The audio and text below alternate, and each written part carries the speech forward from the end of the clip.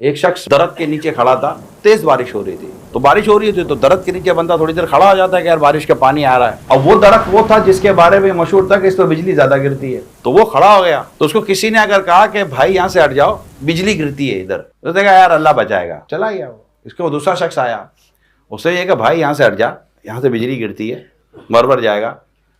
اللہ ہے نا بچانے والا، اللہ بچائے گا.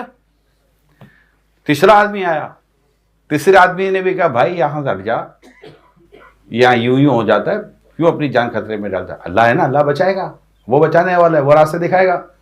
وہ بھی چلا گیا، تھوڑی دیر کے وہ بجلی گری، مر گیا.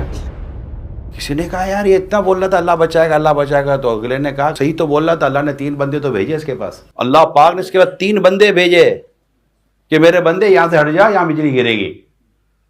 یہ مانا ہی نہیں، یہ سمجھا ہی نہیں.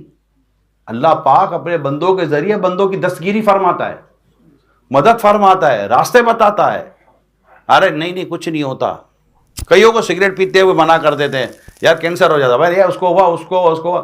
ہو سکتا ہے کہ تمہیں ہونے والا اور تمہارے پر اللہ تعالیٰ نے کسی بندے کو بھیج دیا ہو، یار مت جاؤ، روک لیتا ہے بندہ. بسا اوقات ایسا ہوتا ہے کہ آپ گھر سے اتر رہے ہوتے ہیں، آپ کا پاؤں مڑ جاتا ہے، موچ آ جاتی ہے، اس میں بھی اللہ تعالیٰ نے بہتری رکھی ہوتی ہے. ماں منع کرتی ہے، باپ منع کرتے ہیں، کوئی حادثہ ہو جاتا ہے تو بہتری ہوتی ہے کہ آگے کو بہت کچھ ہونے والا ہوتا ہے. تو یہاں جو بات میں عرض کرنے جا رہا ہوں وہ یہ ہے کہ کبھی اپنے بزرگوں کے آگے، نیک لوگوں کے آگے بہانے نہیں بنایا کریں.